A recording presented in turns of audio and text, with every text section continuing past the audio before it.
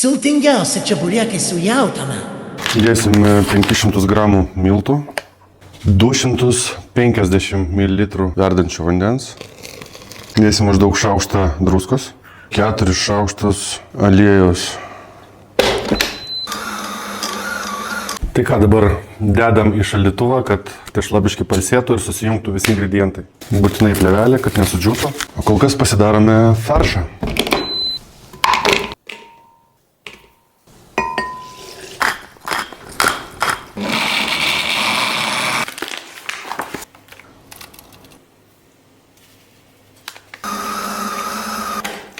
Mūsų čeburėkų tešlą turim padalinti 12 lygių dalių.